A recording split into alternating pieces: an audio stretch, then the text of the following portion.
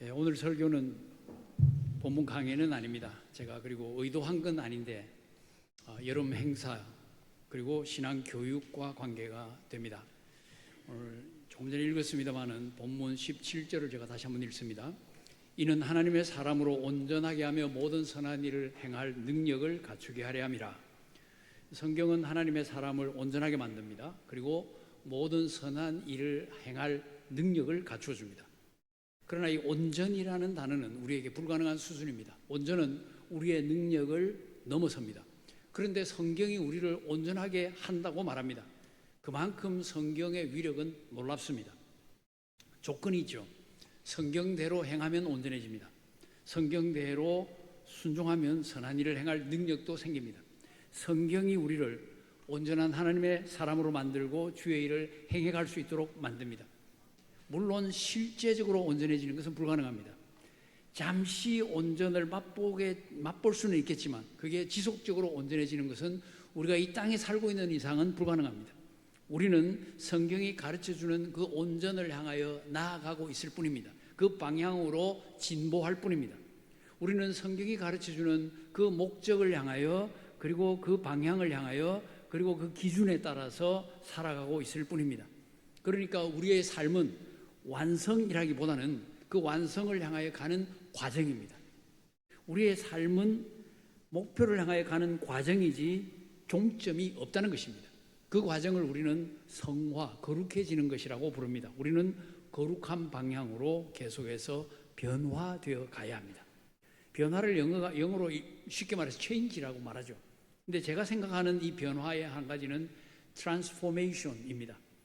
이 트랜스포메이션이라는 단어는 변화보다는 변혁이라는 말로 번역이 됩니다. 우리말로 변혁이라는 제목으로 번역 출간된 책이 있었습니다. 그 책의 영어 제목이 트랜스포메이션이었습니다. 그 의미가 대단히 강력합니다. 혁명적인 변화, 근본적인 변화를 뜻합니다. 광주 온광교회가 세품 기도학교를 운영하고 있는데 그 단어를 교육에 사용하고 있습니다. 그걸 줄여서 TFT라고 부르더라고요. TFT 하면 보통 태스크 포스 팀을 말하지 않습니까? 그래서 그건 줄 알았는데 왜 이걸 학교에서 쓰는지 제가 궁금하게 생각했는데 나중에 보니까 Teaching for Transformation, TFT 그렇게 사용을 하고 있더라고요. 변혁을 위한 교육 프로그램인데 캐나다에서 나온 겁니다. 강력한 교육입니다. 그 본래의 의도대로만 된다고 하면 그 교육의 결과가 놀라우리라 짐작합니다. 주일학교도 마찬가지입니다. 선생님들이 아이들의 변혁을 목표로 강력한 변화를 목표로 신앙교육을 한다고 하면 놀라운 결과를 맛보지 않겠습니까? 물론 현실적인 이 전망은 밝아 보이지가 않습니다. 주일학교에서 성경 배우는 시간이 설교, 공과 공부 다 합쳐도 일주일에 1시간이 채 되지를 못합니다. 주일학교가 없는 교회가 절반이 넘습니다. 강력한 기도와 최고의 신앙교육으로 승부하는 것 외에는 길이 없습니다. 여름 성경학교나 수련회가 연례 행사로 그치지 않도록 해야 합니다. 그래야 아이들의 삶에 뭔가 짧은 시간이지만 그 강한 임팩트를 주어서 변혁이 일어나도록 도전해야 합니다. 그런 일이 일어나야 아이들이 저 앞에 플래카드에 있는 것처럼 세상을 품는 어린이가 될 수도 있고 미래의 지도자를 꿈꿀 수가 있습니다. 여기에는 심은 대로 거둔다는 법칙이 작용합니다. 심은 대로 거둡니다. 어른들이 심은 대로 아이들은 자라나게 될 것입니다. 이건 누구나 알고 누구나 동의하는 법칙입니다. 이건 농사뿐만 아니라 교육뿐만 아니라 인생사 전반에 통용되는 법칙입니다. 개인이나 가정, 교회나 학교, 국가나 민족, 세계 어디서나 유효한 법칙입니다. 대를 이어 내려가면서도 통용되는 법칙입니다. 조상이 심은 것을 후손이 거두지 않습니까? 앞세대가 심은 것을 후세대가 거둡니다. 앞세대로 인해서 후세대가 덕을 보기도 하고 해를 입기도 합니다. 후세대는 그래서 앞세대에 대하여 고마워하기도 하고 원망하기도 합니다. 후세대는 앞세대를 자랑스러워하기도 하고 부끄러워할 수도 있습니다. 지금 우리는 앞선 세대의 노력과 희생의 결과로 번영을 누리고 있습니다. 현재의 우리는 앞선 세대의 작품입니다. 우리의 다음 세대도 우리의 노력과 희생의 결과를 누리게 될 것입니다. 우리의 다음 세대는 우리 세대의 작품으로 지금 자라고 있습니다. 앞 세대가 심은 것을 다음 세대가 거둡니다. 이 사실을 잊지 마시기를 바랍니다. 교육이 그런 것입니다. 교육의 그러한 특징이 가장 잘 나타납니다. 이기적인 교육을 하면 이기적인 다음 세대가 만들어집니다. 그런 교육은 서로에게 무관심한 세대를 만들어냅니다. 다른 사람의 아픔에 공감할 줄 모르고 다른 사람을 배려할 줄 모르고 감사할 줄 모르는 세대가 만들어집니다. 불평, 불만, 비판, 비난만 하는 세대가 만들어집니다. 그 결과 기본 인륜이 무시되고 상식이 무시되고 도덕이 무시되고 아름다운 가족 전통이 사라집니다. 가정과 교회 또는 사회의 공동체 의식이 없어져 버립니다. 삭막한 세상이 될 것입니다. 우리는 벌써부터 그런 현상을 조금씩 목도하고 있습니다. 신앙교육도 마찬가지입니다. 잘못된 신앙교육은 잘못된 신앙인을 만들어냅니다. 이름만의 크리스찬을 만들어냅니다. 이기적인 신앙인도 만들어냅니다. 사실 이기적인 신앙인이라는 말은 따뜻한 아이스 아메리카노처럼 모순적인 말입니다. 그러나 현실 속에서는 얼마든지 눈에 띕니다. 그러므로 어른 세대는 다음 세대를 위해서라도 먼저 바르게 살고 그리고 다음 세대를 바르게 교육해야 합니다. 어른들이 바른 신앙인이 되고 다음 세대를 바르게 가르치면 희망이 보입니다. 그렇게 되면 다음 세대는 세상에 거룩한 영향력을 발휘하는 세대로 변화될 겁니다. 세상에 거룩한 영향력을 미치는 사람, 그런 사람이 참 신앙인입니다. 그런 사람이 다음 세대 가운데서 자라나게 되는 겁니다. 참 신앙인 멋있지 않습니까? 하나님을 영화롭게 하고 영원토록 그를 즐거워하는 사람입니다. 참 신앙인은 하나님 중심, 성경 중심, 교회 중심으로 살아가는 사람들입니다. 참 신앙인은 땅의 것이 아니라 위의 것을 사모하며 살아가는 사람입니다. 참 신앙인은 그리스도의 형상을 본받기 위하여 최선을 다하는 사람입니다. 조금 전에 찬양한 것처럼 주님께 대한 갈망이 내 속에서 넘쳐나는 그런 사람입니다. 우리도 참 신앙인이 되겠다고 많이 결심하지 않았습니까? 수도 없이 결단을 했습니다. 그러나 그렇게 살지 못했던 때가 너무 많습니다. 심지어는 퇴보했다는 느낌이 들기도 합니다. 문제는 우리 속에 있는 죄성입니다. 죄의 본성, 이게 또아리를 틀고 앉아 있습니다. 그것이 우리의 결단을 무력화시킵니다. 우리의 변화를 가로막습니다. 그 때문에 우리도 바울처럼 탄식합니다. 내 속에 선한 것이 없다. 내가 원하는 바 선은 행치 아니하고 원치 아니하는 바 악은 행하는도다. 오라 나는 공고한 사람이로다. 이 사망의 몸에서 누가 나를 건져내랴. 그러니 우리 속에 있는 이 죄성을 약화시켜야 합니다. 죄성이 힘을 발휘하지 못하도록 눌러야 합니다. 그런데 이 죄성과 나의 자기중심성이 굉장히 한 팀을 이루기가 쉽습니다. 자기중심성을 내려놓으면 죄성이 우리 안에 친구를 잃어버리고 힘을 잃습니다. 우리는 자기중심 대신 하나님 중심, 성경 중심으로 바꿔야 합니다. 내 뜻이 아니라 성경의 가르침대로 생각하고 말하고 행동해야 합니다. 이를 위해서 여러분이 성경을 읽지 않습니까? 이를 위해서 성경 읽는 방법을 한번 바꿔보세요. 성경이 나를 읽도록 한번 해보십시오. 내 마음과 생각을 성경으로 읽어보십시오. 나의 인격과 성품과 나의 주장을 성경에 비추어 반성해 보십시오. 성경에 사로잡혀야 육신의 정욕, 안목의 정욕, 이생의 자랑에 사로잡히지 않습니다. 어떻게 합니까? 가장 대표적인 방법이 설교 듣는 겁니다.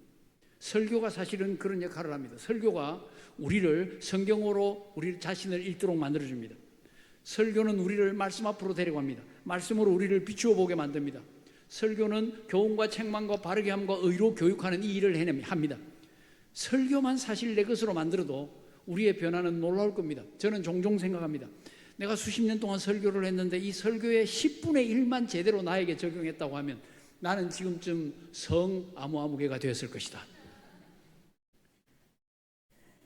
저도 설교를 많이 했지만 여러분도 설교를 많이 듣지 않았습니까? 그 설교의 10분의 1, 아니 100분의 1만 했어도, 지켰어도 여러분들은 다 성누구일 겁니다. 참 이상합니다. 정말 이상합니다. 우리는 매주일 똑같은 설교를 듣습니다. 똑같은 영의 양식을 먹습니다. 반응이 다르고 결과가 다릅니다. 똑같은 설교에 어떤 사람은 은혜를 받고 어떤 사람은 시험에 듭니다. 각자의 귀에 들리는 말이 서로 다릅니다.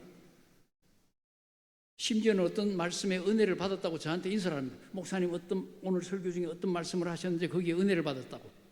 근데 저는 그 말을 들으면서 내가 그 말하는 기억이 없는데 이렇게 생각합니다. 나중에 곰곰이 생각해 보면 전혀 맥락과 다르게 이해를 하고 은혜를 받은 겁니다. 설교자도 설교를 잘 해야 되지만 듣는 분들도 설교를 잘 들으셔야 됩니다. 제가 참 신기하게 생각하는 것 또 한 가지. 설교를 들으면 저 설교는 누구한테 딱 해당이 된다. 이게 저절로 떠오른다는 겁니다. 성도수가 많지 않은 교회, 교회가 오래돼서 서로 잘 아는 교회, 그런 현상을 쉽게 볼 수가 있습니다. 다른 교인들은 다 자기 이야기인 줄 아는데 자기만 자기 이야기인 줄 모릅니다. 오래전 제가 어느 교회에 집회 인도하면서 그 경험을 딱 했습니다. 집회를 마치고 이제 숙소에 돌아왔는데 전화가 왔어요. 어떤 분이 은혜를 많이 받았다고 하면서 식사 초대를 하는 거예요. 근데 안 됩니다. 내일은 새끼가 다 잡혀 있습니다. 거절을 했습니다. 선약 때문에. 근데 막무가내로 자기 집으로 꼭 오라는 거예요. 그런 바람에 그날 4끼를 먹었습니다.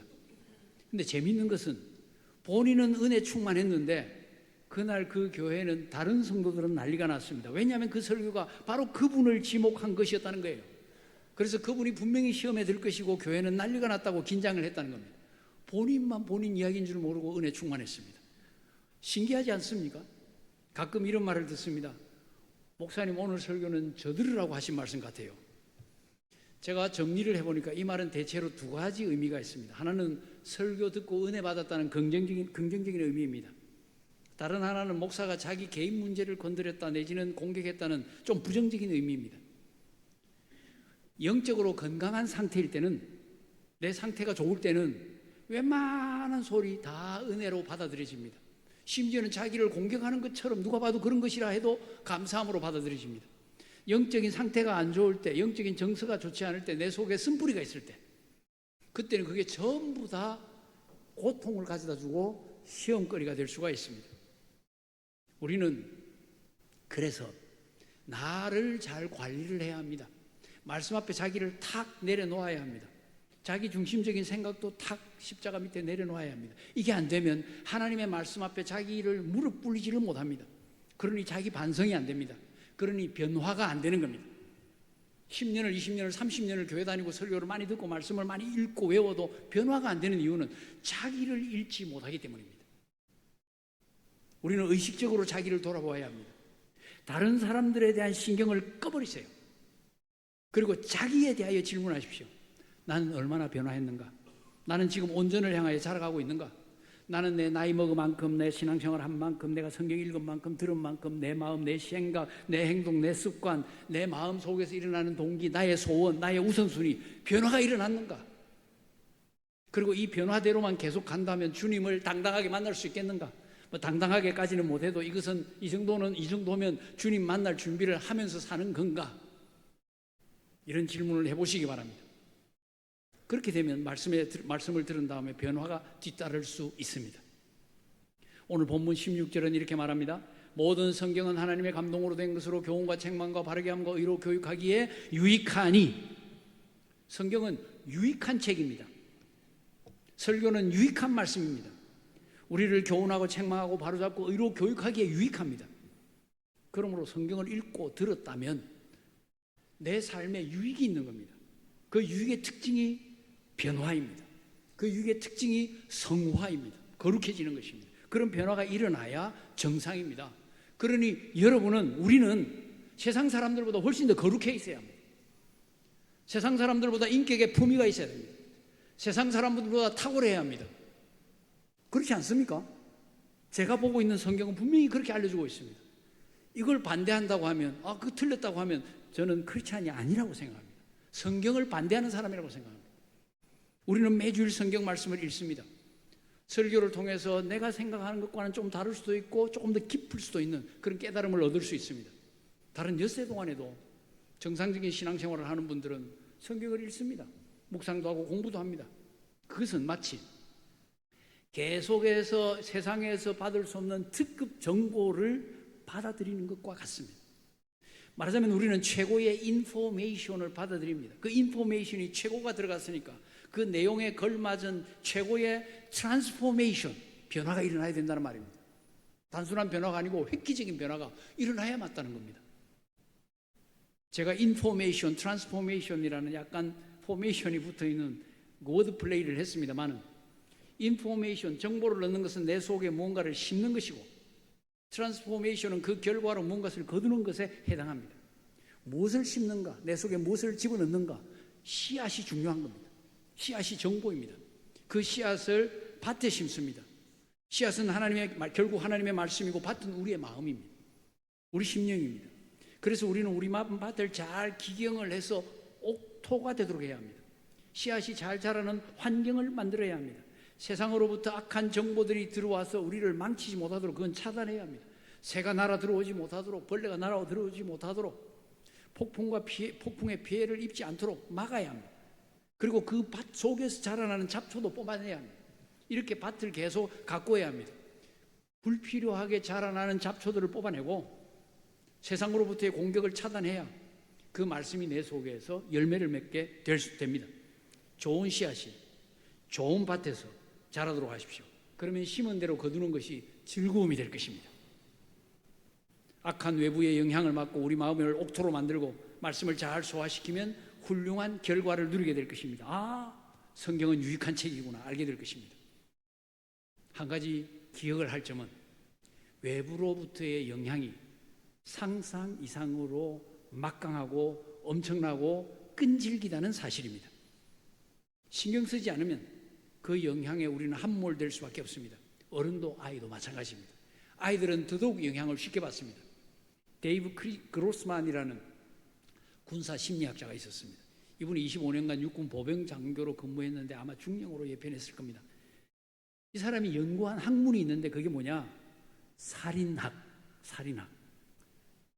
킬이 살인이잖아요. 킬롤로지라는 있더라고요. 조금 어려운 단어로는 호미사이드올로지라는 게 있습니다. 이 독특한 영역의 전문가입니다. 이분이 살인을 연구하고 이런 말을 했습니다. 살인은 자연스럽게 되는 게 아니다. 학습을 해야 한다. 마치 군대가 사람을 죽일 수밖에 없는 상황으로 몰아넣을 때처럼 이렇게 학습을 해야 살인이 가능하다. 그런데 우리는 우리 아이들에게 무차별적으로 똑같은 짓을 하고 있다. 어떤 안전장치도 없이 말이다. 살인을 하려고 하면 학습이 필요한데 저절로는 안 되니까 배워야 되는데 아이들에게 그런 학습을 우리가 시키고 있답니다. 그 학습을 어디서 시키느냐? 가정에서 폭력과 학대를 보여주면서 폭력적인 비디오 게임이라든지 영화나 텔레비전을 통해서. 그런데 더 문제는 무엇입니까? 군대에서는 통제가 가능합니다. 아이들은 통제를 못 시키는 경우가 많습니다. 절제를 못 시키는 경우가 많습니다. 아이들 자신이 통제를 거부할 때도 많습니다. 그러다 보니까 결과가 섬뜩합니다. 그루스만이라는 학자는 그런 현실을 아주 냉정하게 지적을 합니다. 우리 가운데 누가 아이들에게 나쁜 것을 가르친다고 생각합니까? 심지어 살인이라를 가르친다 말도 안 됩니다. 그리고 TV나 게임이나 뭐 영화 같은 것이 그렇게까지 심하게 나쁘다 하는 생각도 하지 않습니다. 그러나 곰곰이 따지고 보면 그건 정말 안이한 태도입니다. 아이들은 악한 미디어를 통해서 온갖 정보들을 지속적으로 주입을 받고 있습니다. 그래서 자동적으로 악한 행동을 학습하고 있습니다. 이것이 현실입니다. 한 50여 년 전 1973년 미국 어느 마을에 TV가 처음 들어왔는데 조사를 해보니까 1, 2학년 학생들이 꼬맹이들이죠. TV를 보면서 공격적인 성향, 때리는 거, 미는 거, 차는 거, 깨무는 거 이런 것이 160%가 증가했다고 합니다. TV가 들어가지 않았던 다른 두 지역은 아이들의 행동에 변화가 없었습니다. 미국은 텔레비전이 소개된 다음 15년이 지나서 보니까 살인, 성폭행, 폭력 이런 것들이 2배로 증가했다고 합니다. 자, 우리나라는 어떻습니까? 미국만큼 심각하지는 않을 것 같습니다. 않기를 바랍니다. 특히 우리나라는 총기 소지가 불법이니까 총기 사고는 별로 없습니다. 그건 약간 위안이 됩니다. 그러나 온갖 폭력과 살인 게임이 난무합니다. 그런 악영향이 계속해서 심해지고 있습니다. 최근에 뉴스를 보셨죠? 가공할 양의 마약이 지금 발각이 됐습니다. 발각이 된 거지 발견 안 된 것이 없다고 말할 수 있겠습니까? 마약이 부유층 자제들에게, 연예인들에게 여러 층으로 막 들어가고 있습니다. 우리나라는 더 이상 마약 청정 국가가 아닙니다. 왜 마약이 들어옵니까? 돈이죠. 이 돈이 지배를 하고 있는 겁니다. 우리의 현재도 우리의 미래도 안전하지가 않습니다. 돈만 된다면 어떤 짓도 합니다. 그 짓이 영상을 통해서 버젓이 나타나고 있습니다. 아이들이 지금 어떤 씨앗을 마음에 심고 있을까? 유심히 보아야 되지 않습니까? 그것이 아이들의 미래를 결정하는데 미래가 낙관적이라고 확신하십니까? 아이들은 지금 사람의 본성에 어긋나는 그러한 것을 배우고 있으면서 그 방향으로 트랜스폼 되고 있습니다. 변화되고 있습니다. 강력하게 변화되어 있습니다. 아이들 머릿속으로 악한 정보가 계속 주입이 됩니다. 그것이 아이들의 가치관을 형성을 해버립니다.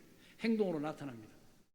맞습니다. 아이들의 폭력, 험담, 왕따, 욕설 지나가면서 보면 아니 이렇게 예쁜 애들이 어떻게 저 입에서 저런 말들이 튀어나올까? 그런 사회에 우리가 살고 있지 않습니까? 일주일 1시간의 성경 공부만으로는 감당해낼 수가 없습니다. 우리가 손 놓고 있으면 아이들은 어두운 미래로 미끄러져 들어갈 수밖에 없습니다. 그것이 현실입니다.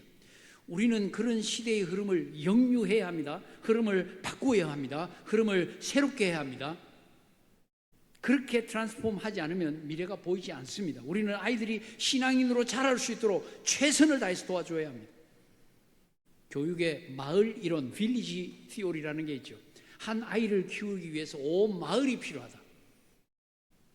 온 교회가 아이들이 잘 자랄 수 있도록 봐야 됩니다. 그 일을 최선을 다해서 해야 합니다. 저것도 여러분 행사들도 그 한 몫을 담당하는 것입니다. 우리는 자녀들을 보호하기 위해서 그리고 바로 자라게 돕기 위해서 힘을 다해야 합니다. 아이들을 생명의 길로 이끌어가지 않으면 아이들을 망칠 수 있습니다. 어른들이 선한 영향을 미쳐야 합니다. 그렇게 하지 않고 악한 영향을 미치면 아이들을 망칩니다. 어른들은 본인의 의사와 상관없이 아이들의 모델이 될 수밖에 없습니다. 아이는 어른을 보고 배웁니다. 그 행동을 따라합니다. 어른이 폭언을 일삼으면 아이도 폭언을 따라합니다. 욕을 하면 애들도 욕을 합니다. 교회 분위기도 마찬가지입니다. 앞 세대를 따라가게 되어 있습니다. 그래서 어떤 교회는 10년이고 20년이고 30년이고 아름다운 교회로 좋은 교회로 전통을 이어갑니다. 또 어떤 교회는 계속해서 대를 이어 싸웁니다. 그게 전통입니다. 이게 자연스럽게 이루어집니다. 누가 우리 나쁜 전통을 이어가자, 우리 좋은 전통을 이어가자 말하지 않습니다. 자연스럽게 이어집니다. 가정도 마찬가지입니다. 개인적인 얘기라서 정말 죄송하지만 저하고는 좀 반대 성향인 제 딸 쪽 그 사돈어른, 바깥 사돈인데 그 사돈어른이 그 안사돈이 수년 전에 돌아가셨는데 정말 부드럽게 대하세요. 저 세대 어른이 어떻게 저렇게 부드러운가. 그런데 사위가 똑같아요. 제 아내가 제 딸이 약간 성깔이 있는데 상당히 부드럽게. 그리고 애들한테도 큰 소리를 치는 법이 없어요. 애들이 말을 안 들으면 저는 옆에서 보고 저거 야 하고 소리 한번 지르면 끝날 상황인데 끝까지 부드럽게 타이르더라고요. 부전자전, 부전여전. 여러분 실패한 사람이 이야기하는 것을 여러분 유심히 들으셔야 됩니다. 실패자의 교훈에 그 답이 있는 겁니다. 과거에 매이실 필요는 없죠. 미래를 여러분이 보셔야 됩니다. 이제부터라도 여러분이 좋은 흐름을 만드셔야 됩니다.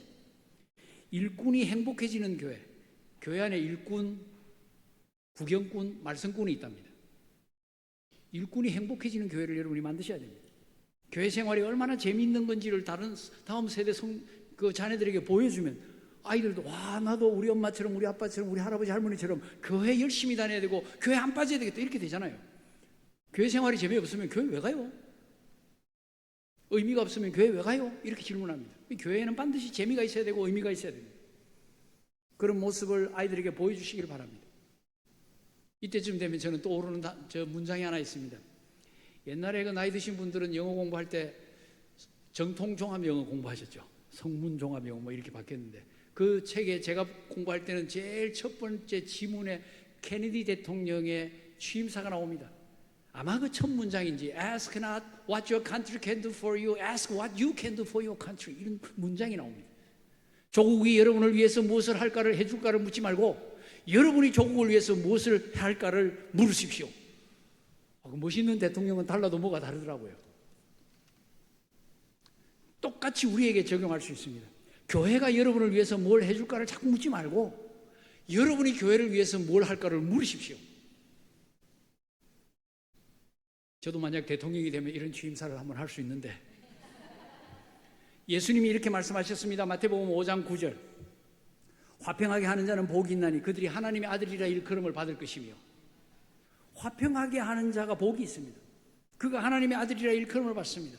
여러분이 화평하게 하는 사람 되십시오. 그것이 예수님의 말씀에 순종하는 길입니다. 그것이 교회를 아름답게 만듭니다. 그것이 다음 세대를 위한 길입니다.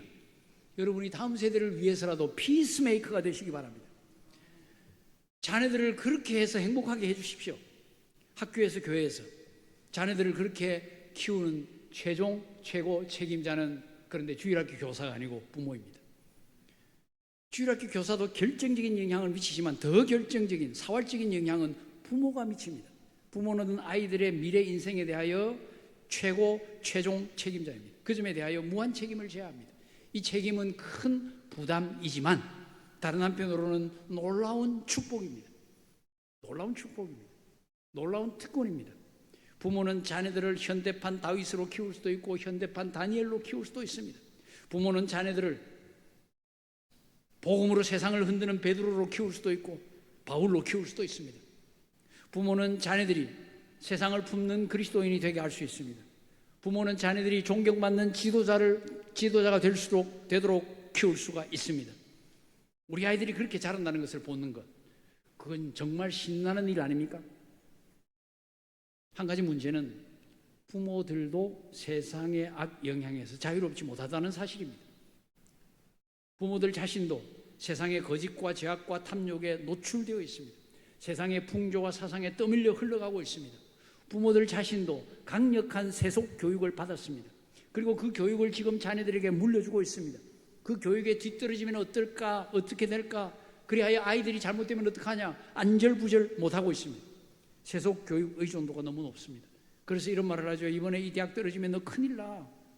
너 이번에 이 대학 무조건 들어가야 돼. 그렇게 6시간, 7시간 들어놓고 굴굴 자면 안 돼. 3시간, 4시간으로 줄여. 이런 류의 말을 쏟아내면서 아이들을 흔들어댑니다. 아이들이 세상을 따라잡지 못하면 큰일 나는 것처럼 겁냅니다. 초등학교 때까지만 해도 아이들이 자유롭고 행복합니다.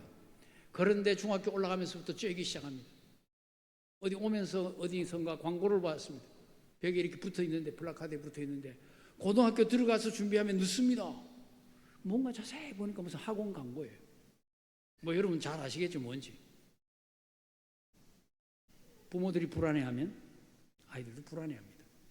부모들이 떨면 아이들도 떱니다. 우리 희망대로 아이들이 자라는 것이 아니라 부모가 혹은 어른들이 보여준 대로 아이들은 자랍니다. 그러므로 어른들은 우리 자신을 봐야 합니다. 우리 속에 들어오는 온갖 잡동사니 정보들을 잘 정리를 해야 합니다. 그걸 잘 처리를 해야 합니다. 우리도 TV와 스마트폰과 온갖 영상, 이 정보들을 여과 없이 받아들이고 있습니다. 어른들은 아이들 걱정을 하지만 정작 어른들 자신의 영혼이 얼마나 위태로운 상태인지 모릅니다. 따라서 우리들 자신도 대중매체의 영향을 차단하거나 정리해낼 수 있고 솎아낼 수 있어야 합니다. 그걸 최소화해야 합니다. 분별해낼 수 있어야 합니다. 그리고 적극적으로 생명력 있는 정보를 공급을 해야 합니다. 사람을 죽이는 정보 대신에 사람을 살리는 정보를 집어넣어야 합니다. 그 정보가, 그 사람 살리는 정보가 무엇입니까? 본문에 있는 것처럼 성경 말씀입니다. 하나님의 말씀이 살았고 운동력이 있는 말씀입니다. 그것이 최고의 정보입니다. 본문 15절에는 성경은 능히라는 말씀이 나옵니다. 성경은 능히에 대한 믿음을 가져야 됩니다. 성경 말씀의 능력을 확신해야 합니다. 성경이 하나님의 말씀이라는 것을 확신해야 되고 그 말씀의 능력이 엄청나다는 것을 확신해야 합니다. 성경이 우리의 생각과 인격과 마음과 삶을 변화시킬 수 있음을 확신해야 합니다. 그 성경 말씀이 우리 안에서 능력을 발휘하도록 장을 열어드려야 됩니다. 나는 그 말씀 앞에 무릎을 꿇어야 합니다.